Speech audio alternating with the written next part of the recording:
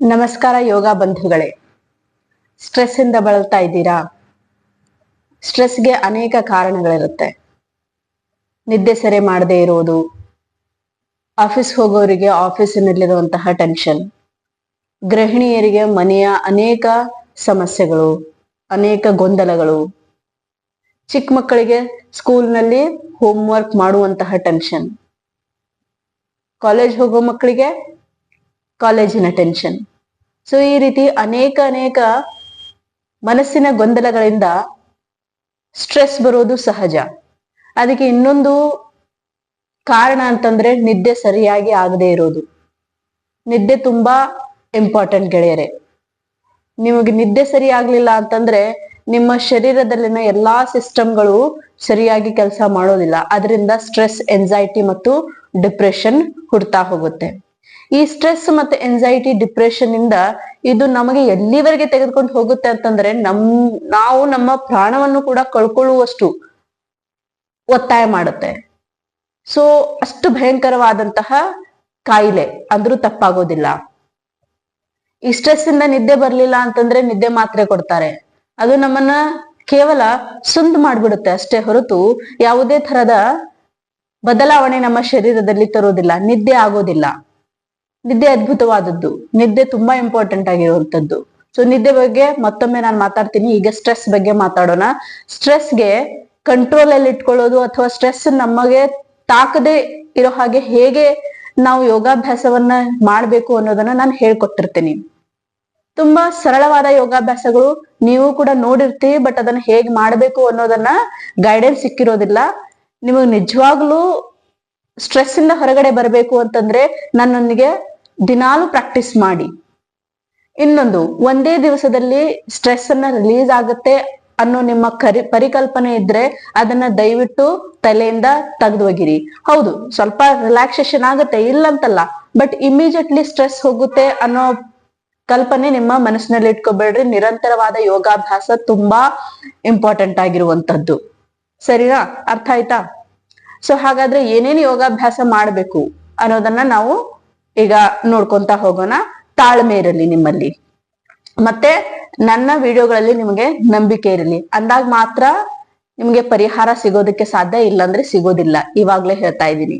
ಸುಮ್ನೆ time pass ಈ ವಿಡಿಯೋಗಳನ್ನ ನೋಡೋದಾದ್ರೆ ದಯವಿಟ್ಟು ನೋಡ್ಬೇಡ್ರಿ. ನಿಮ್ಮ ಟೈಮ್ ಕೂಡ ವೇಸ್ಟ್ ಆಗುತ್ತೆ. ಎಲ್ಲವೂ ವೇಸ್ಟ್. ಸೊ ಹಾಗಾಗಿ ಯೋಗಾಭ್ಯಾಸವನ್ನ ಆರಂಭಿಸೋಣ. ಬೆನ್ನು ಮತ್ತು ಕತ್ತು ನೇರವಾಗಿ ಇಟ್ಕೊಳ್ಳಿ.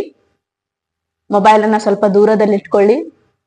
ನಾನ್ ನಿಮ್ ಮುಂದೆ ಇದ್ದೀನಿ, ನಾನ್ ಯೋಗಾಭ್ಯಾಸ ಹೇಳ್ತಾ ಇದ್ದೀನಿ ಅನ್ನೋ ಒಂದು ಕಲ್ಪನೆ ಮನಸ್ಸಿನಲ್ಲಿ ಇಟ್ಕೊಂಡ್ಬಿಟ್ಟು ಮಾಡ್ತಾ ಹೋಗಿ. ಸಾಧ್ಯ ಆದಷ್ಟು ಎಂಟಿ ಸ್ಟಮಕ್ ಇರ್ಲಿ. ಸಾಯಂಕಾಲದ ಸಮಯ ಆಗ್ಲಿ ಅಥವಾ ಮುಂಜಾವದ ಸಮಯ ಆಗ್ಲಿ, ಆ ಸಮಯದಲ್ಲಿ ಈ ಯೋಗಾಭ್ಯಾಸವನ್ನ ಮಾಡಿ. ಏಕಾಂತದಲ್ಲಿದ್ದಿ, ನಿಮಗೆ ಯಾರು ಡಿಸ್ಟರ್ಬ್ ಮಾಡಬಾರ್ದು. ಸರಿನಾ? ಆರಂಭ ಮಾಡೋಣ. ಸುಖಾಸನದಲ್ಲಿ ಅಥವಾ ಪದ್ಮಾಸನದಲ್ಲಿ ನಿಮ್ಗೆ ಯಾವ ಆಸನ ಸರಿ ಆಗುತ್ತೋ ಆ ಆಸನದಲ್ಲಿ ಕುತ್ಕೊಂಡ್ಬಿಡಿ. ಬೆನ್ನು ಮತ್ತು ಕತ್ತು ನೇರವಾಗಿ ಇಟ್ಕೊಳ್ಳಿ. ಎರಡೂ ಕೈಗಳಲ್ಲಿ ಜ್ಞಾನ ಮುದ್ರೆ ಇರಲಿ. ನಿಧಾನಕ್ಕೆ ಕಣ್ಗಳನ್ನ ಮುಚ್ತಾ ಹೋಗಿ. ನಾನು ಇವಾಗ ನಿಮ್ ಮುಂದೆನೆ ಇದ್ದೀನಿ, ನಾನು ಇನ್ಸ್ಟ್ರಕ್ಷನ್ ಕೊಡ್ತಾ ಇದ್ದೀನಿ ಅನ್ನೋ ಭಾವನೆಯಿಂದ ಯೋಗಾಭ್ಯಾಸವನ್ನ ಮಾಡ್ತಾ ಹೋಗಿ. ದೀರ್ಘ ಮತ್ತು ಸಹಜ ಉಸಿರಾಟ ಇರಲಿ. ಉಸಿರಾಟವನ್ನ ಗಮನಿಸ್ತಾ ಹೋಗಿ.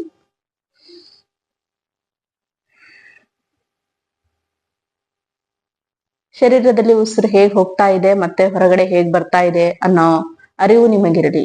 ಇದಕ್ಕೆ ಬ್ರೀದ್ ಅವೇರ್ನೆಸ್ ಅಂತಾರೆ. ಯೋಗಾಭ್ಯಾಸದಲ್ಲಿ ಇದು ತುಂಬಾ ಇಂಪಾರ್ಟೆಂಟ್ ಆಗಿರುವಂತದ್ದು.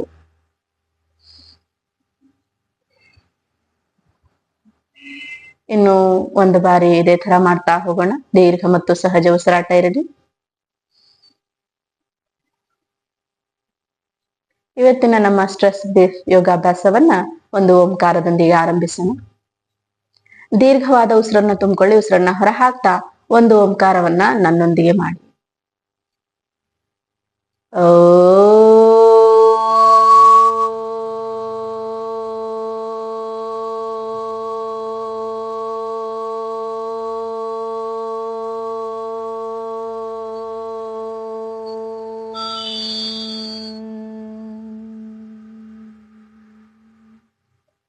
ಮೌನವಾಗಿರಿ. ನಾನು ಹೇಳೋದನ್ನ ಆಲಿಸ್ತಾ ಹೋಗಿ. ನಿಮ್ಮ ಉಸಿರು ನಿಮಗೆ ಎಲ್ಲಿವರೆಗೆ ಸಹಾಯ ಮಾಡುತ್ತೋ ಅಲ್ಲಿವರೆಗೆ ಮಾತ್ರ ಓಂಕಾರವನ್ನ ಪಠಿಸ್ತಾ ಹೋಗಿ. ನನ್ನೊಂದಿಗೆ ಕಾಂಪೀಟ್ ಮಾಡಬೇಡಿ. ನೀವು ಕೆಲವೊಮ್ಮೆ ನನ್ಕಿಂತಲೂ ಜಾಸ್ತಿ ಡ್ಯೂರೇಷನ್ ವರೆಗೆ ಓಂಕಾರವನ್ನ ಪಠಿಸಬಹುದು ಅಥವಾ ಕಡಿಮೆನೂ ಮಾಡಬಹುದು, ತೊಂದರೆ ಇಲ್ಲ. ನಿಮಗೆ ಎಷ್ಟಾಗುತ್ತೋ ಅಷ್ಟು ಮಾತ್ರ ನೀವು ಮಾಡ್ತಾ ಹೋಗಿ. ಶರೀರದಲ್ಲಿನ ಬದಲಾವಣೆಗಳನ್ನ ಗಮನಿಸ್ತಾ ಹೋಗಿ, ಮನಸ್ಸಿನಲ್ಲಿನ ಬದಲಾವಣೆಗಳನ್ನ ಗಮನಿಸ್ತಾ ಹೋಗಿ, ಆತ್ಮವನ್ನ ನಿಮ್ಮ ಒಳದೃಷ್ಟಿಯಿಂದ ನೋಡ್ತಾ ಹೋಗಿ. ಸಕಾರಾತ್ಮಕ ಊರ್ಜಾ ಶಕ್ತಿಯನ್ನ ಗಮನಿಸುತ್ತಾ ಎರಡು ಕೈಗಳ ಮಧ್ಯೆ ಜೋರಾದ ಘರ್ಷಣೆ ಆಗಲಿ. ಎರಡು ಅಂಗೈಗಳ ಶಾಖ ಕಣ್ಣಿಗೆ ಕೊಡೋಣ. ಜೋರಾಗಿ ಘರ್ಷಣೆ.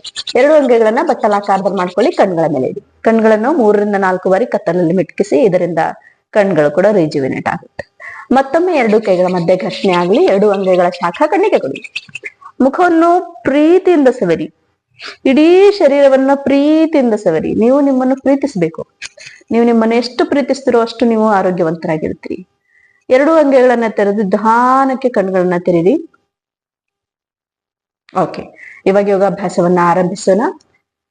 ಸ್ಟ್ರೆಸ್ ರಿಲೀಫ್ಗೆ ನಮ್ಮ ಈ ತಲೆಯ ಭಾಗ, ಸೊ ಇದಕ್ಕೆ ಎಷ್ಟು ಬ್ಲಡ್ ಸರ್ಕ್ಯುಲೇಷನ್ ಕೊಡ್ತಿರೋ ಅಷ್ಟು ಚೆನ್ನಾಗಿರುತ್ತೆ.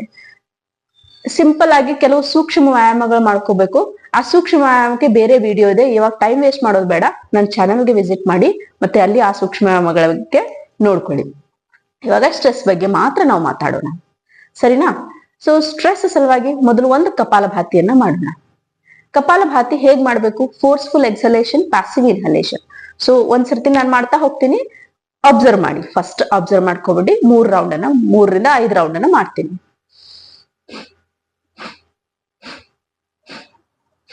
ನೋಡಿದ್ರಲ್ಲ ಹೇಗ ಏನಾಗ್ತಾ ಇದೆ? ನಾನು ಎಕ್ಸೇಲ್ ಮಾಡುವಾಗ ಹೊಟ್ಟೆ ಭಾಗ ಒಳಗಡೆ ಹೋಗ್ತಾ ಇದೆ, ಇನ್ಹೇಲ್ ಮಾಡುವಾಗ ಹೊಟ್ಟೆ ಭಾಗ ರಿಲೀಸ್ ಆಗ್ತಾ ಇದೆ.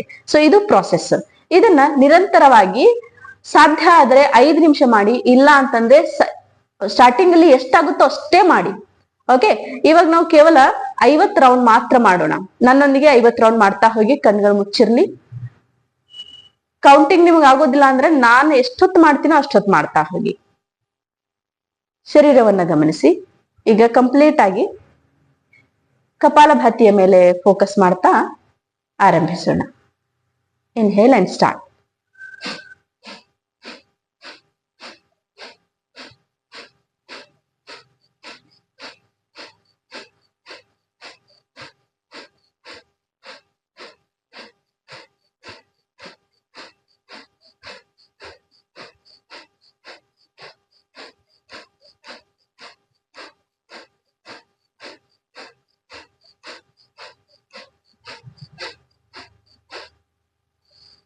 ರಿಲ್ಯಾಕ್ಸ್ ಆಗಿ 50 ರೌಂಡ್ ಇವಾಗ ನಾವು ಮಾಡಿದ್ವಿ. ರಿಲ್ಯಾಕ್ಸ್ ಆಗಿ ಉಸಿರಾಟವನ್ನ ಗಮನಿಸಿ. ಮನಸ್ಸಿನಲ್ಲಿ ನಡೀತಾ ಇರುವಂತಹ ಆಲೋಚನೆಗಳನ್ನ ಗಮನಿಸಿ.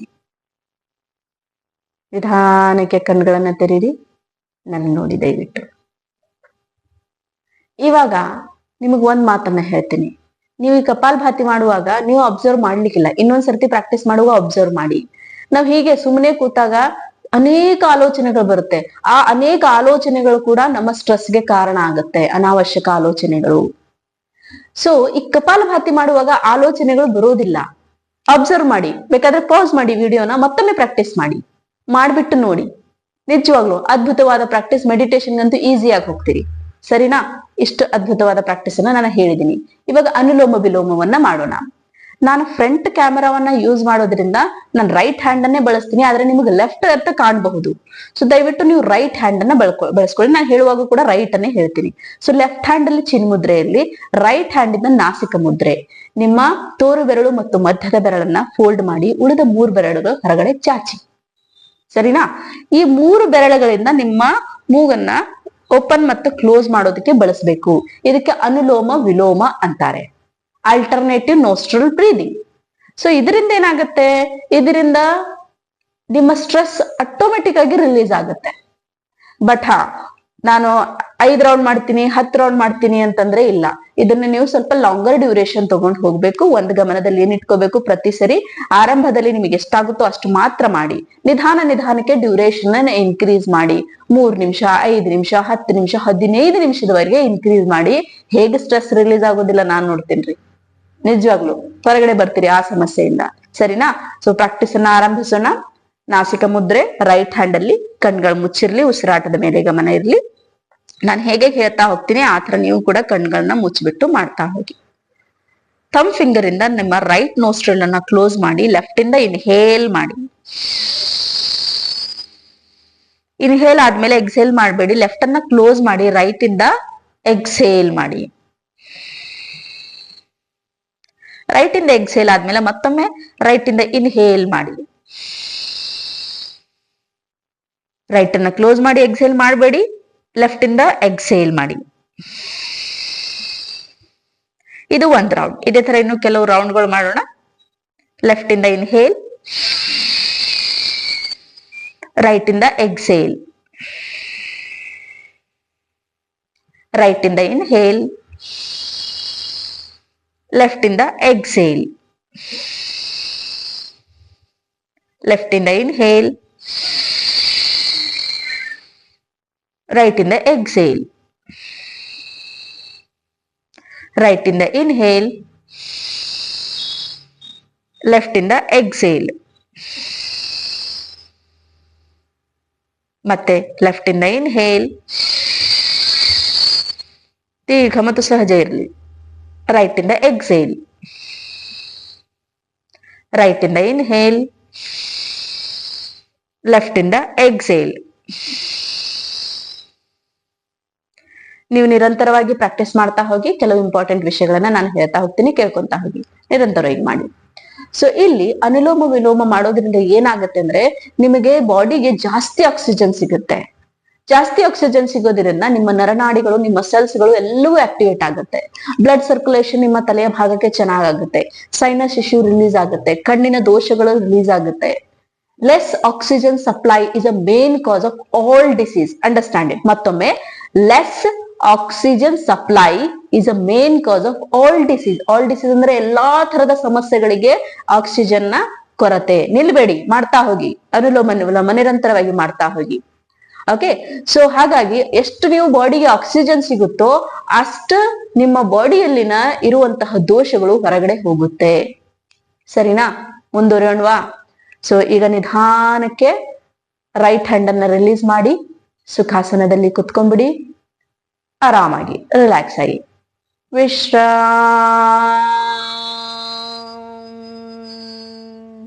ರಿಲ್ಯಾಕ್ಸ್ ಆಗಿ. ಇದು ಅನುಲೋಮ ವಿಲೋಮ. ಇನ್ನ ಭ್ರಮರಿ ಪ್ರಾಣಾಯಾಮ ನೋಡಿ. ಭ್ರಮರಿ ಪ್ರಾಣಾಯಾಮ ಹೇಗಿರುತ್ತೆ ಅಂದ್ರೆ, ಭ್ರಮರಿ ಪ್ರಾಣಾಯಾಮದಲ್ಲಿ ನಾವು ಕೈಗಳನ್ನ ಬಳಸಬೇಕಾಗತ್ತೆ. ಆದ್ರೆ ನಾವು ಕೈಗಳನ್ನ ಬಳಸದೆ ಕೂಡ ನಾವು ಈ ಯೋಗಾಭ್ಯಾಸವನ್ನ ಮಾಡಬಹುದು.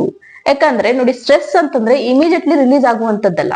ಅದಕ್ಕೆ ಸ್ವಲ್ಪ ಡ್ಯೂರೇಷನ್ ಜಾಸ್ತಿ ಬೇಕು. ಪ್ರಾಕ್ಟೀಸ್ ಇರ್ಲಿ ಏನೇ ಇರ್ಲಿ ಸ್ವಲ್ಪ ಟೈಮ್ ತಗೊಳುತ್ತೆ. ಹಾಗಾಗಿ ನೀವು ಭ್ರಮರಿ ಪ್ರಾಣಾಯಾಮ ನಾನು ಕೇವಲ 3 ಸರಿ ಮಾಡ್ತೀನಿ, 5 ಸರಿ ಮಾಡ್ತೀನಿ ಅಂದ್ರೆ ಸರಿ ಹೋಗೋದಿಲ್ಲ.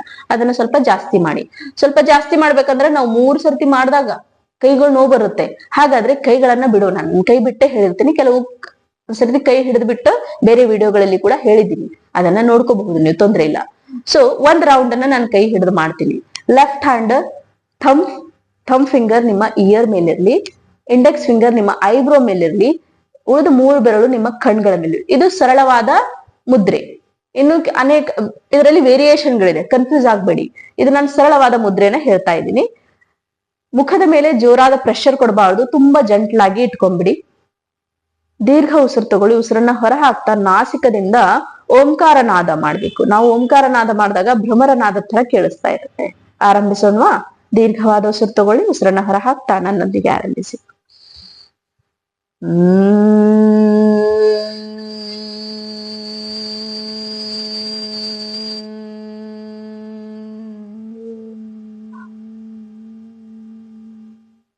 ಇದು ಕೈ ಹಿಡ್ಕೊಂಡು ಮಾಡುವಂತಹ ಭ್ರಮರಿ ಪ್ರಾಣಾಯಾಮ.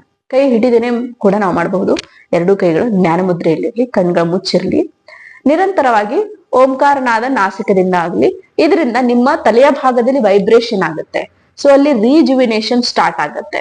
So stress anxiety yes definitely ಹೊರಗಡೆ ಹೋಗುತ್ತೆ, ಅಲ್ಲಿ ಡೌಟೇ ಇಲ್ಲ. ಸರಿನಾ? 2 ಕೈಗಳು ಚಿನ್ಮುದ್ರೆ ಇರ್ಲಿ, ಕಣ್ಗ ಮುಚ್ಚಿರ್ಲಿ. ದೀರ್ಘ ಉಸಿರು ತಗೊಳ್ಳಿ. ನನ್ನೊಂದಿಗೆ 5 ಬಾರಿ ಮಾಡಿ. ಆದ್ರೆ ನೀವು ಡ್ಯೂರೇಷನ್ ಜಾಸ್ತಿ ಮಾಡ್ಬೇಕು. ಸರಿನಾ? ವಿಡಿಯೋ ಲಾಂಗರ್ ಆಗ್ಬಾರ್ದು ಅಂತ ಹೇಳ್ಬಿಟ್ಟು ನಾನು ಸ್ವಲ್ಪನೇ ಮಾಡ್ತಾ ಇದ್ದೀನಿ.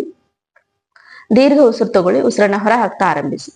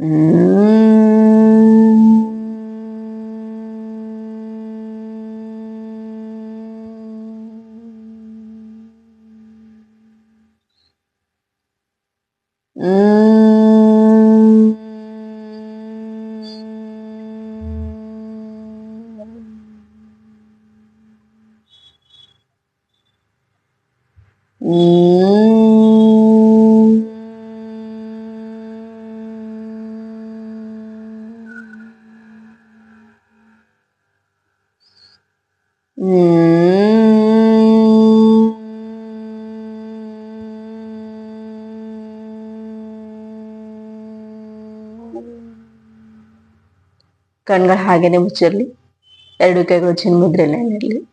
ದೀರ್ಘವಾದ ಉಸಿರು ತಗೊಳ್ಳಿ. ಉಸಿರನ್ನ ಹೊರ ಹಾಕ್ತಾ 3 ಓಂಕಾರವನ್ನ ಮಾಡು.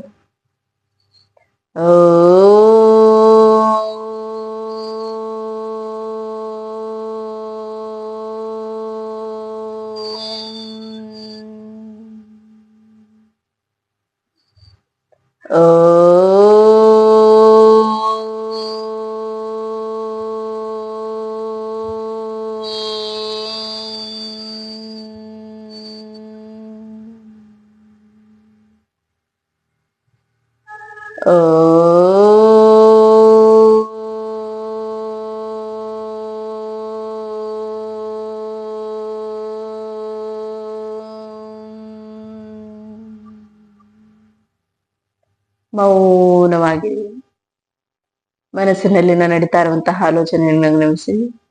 ಸಕಾರಾತ್ಮಕ ಊರ್ಜಾ ಶಕ್ತಿಯ ಹೊರಗಡೆ ಹೋಗೋದು ಮತ್ತು ಒಳಗಡೆ ಬರುವಂತದ್ದನ್ನ ಗಮನಿಸ್ತಾ ಹೋಗಿ.